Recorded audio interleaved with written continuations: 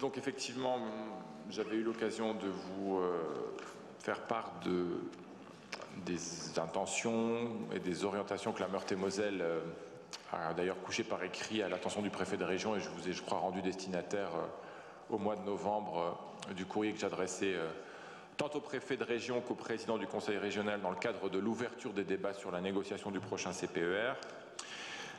Et le 26 novembre se tenait à Strasbourg la réunion, on va dire, inaugurale de la concertation. Bon, donc y étaient invités, au titre des élus en tout cas, les présidents de conseils départementaux, les présidents de métropoles et de communautés d'agglomération des 10 départements du Grand Est. Et c'est à ce titre que Christian Arias était présent pour la communauté d'agglomération de Longwy. En réalité, beaucoup d'autres acteurs étaient invités, notamment tous les conseillers économiques et sociaux.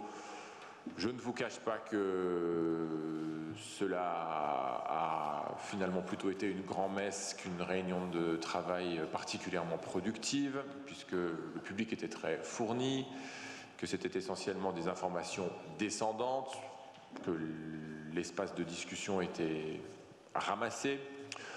Bon, ça a le mérite d'exister, ça a permis de prendre connaissance des premières orientations, on va dire de façon générale, de l'État et de la région, de se voir confirmer que il n'y aurait pas de volet routier dans le prochain CPER, ce qui est un point important, mais que le volet routier du CPER actuel était prolongé jusqu'en 2022.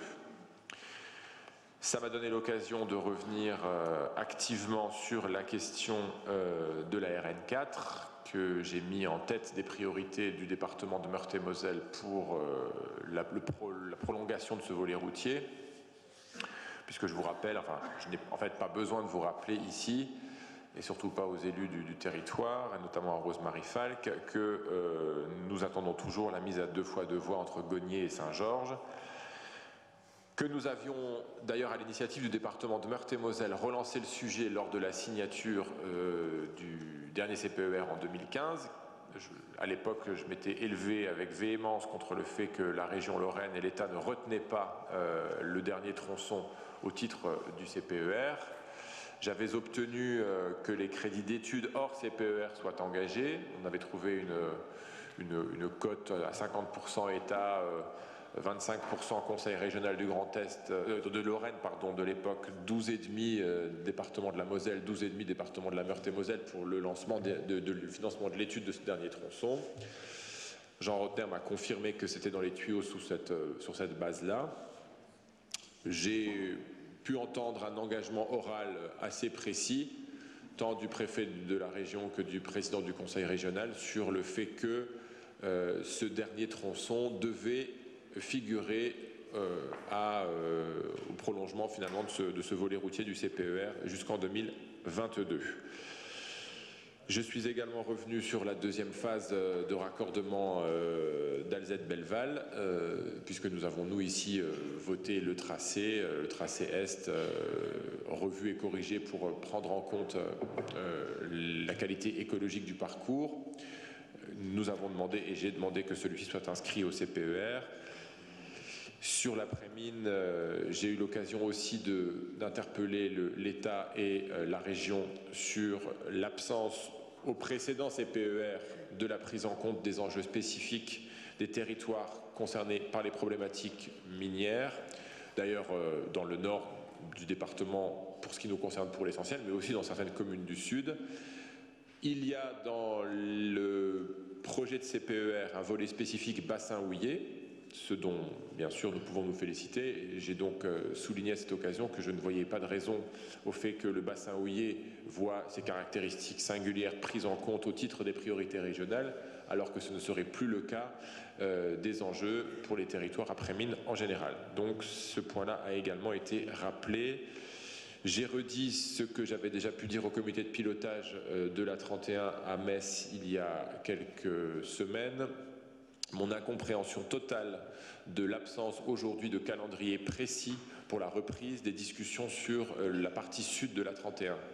Bien sûr que les divisions fort regrettables que les Meurthe-et-Mosellans ont affichées dans la dernière ligne droite de la concertation et les renoncements finalement qu'ont adopté certains élus face à la position collective qui avait été celle de tous les Meurthe-et-Mosellans au début 2018 ont coûté cher, ont coûté en fait tout simplement, ont permis tout simplement à l'État de ne pas décider de faire les travaux sur place de la 31, d'engager une réflexion globale sur l'évolution de cette infrastructure, notamment l'évolution environnementale de cette infrastructure, sur la mise à 2 fois 3 voies, notamment au droit de Nancy, par la voie centrale.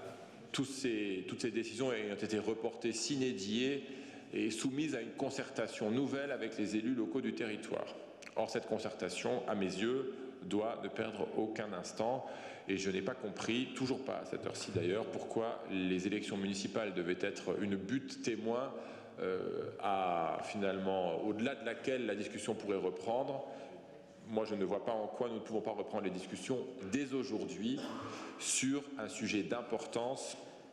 Et je ne souhaite pas que le sud, que le tronçon sud de la 31 soit une nouvelle fois le sacrifié de désaccords entre les Meurthe-et-Mosellans. Donc j'ai également pu le rappeler. J'ai évidemment insisté sur le fait qu'au titre du conseil départemental, les investissements futurs du château de Lunéville et de la Cité des Paysages soient inscrits au titre du CPER. Et enfin, j'ai rappelé que dans notre positionnement collectif face au Grand-Duché de Luxembourg, il y avait aujourd'hui un certain nombre de difficultés qui apparaissaient devoir être traitées. Nous ne pourrons pas considérer que les park and ride de Longwy, en ce qui nous concerne, et de Thionville, sont des soldes de tout compte du co-développement et beaucoup d'infrastructures, d'ailleurs la 31 au premier rang desquelles, les infrastructures ferroviaires pour faciliter l'accès des TER au Grand-Duché également. Mais je ne vais pas multiplier les exemples ce matin, doivent faire l'objet de co-investissements avec le Grand-Duché de Luxembourg. Nous savons que nous ne disposons pas d'un outil aujourd'hui institutionnel adapté pour la discussion avec le Grand-Duché. Et c'était l'occasion pour moi de rappeler ma demande de nomination d'un délégué interministériel dédié au Grand-Duché de Luxembourg au titre de l'État. Nous serons rencontrés en tant qu'assemblée départementale par le préfet de région, plus vraisemblablement par le SGAR prochainement, pour maintenant aller dans une discussion bilatérale plus précise et plus approfondie. Je me suis également entretenu depuis avec Jean Rotner de ces questions-là, puisqu'il s'agit pour nous, bien sûr, que le portage des enjeux des dossiers Meurthe-et-Mosellans ne soit pas que le fait du conseil départemental, mais soit aussi largement porté par le conseil régional.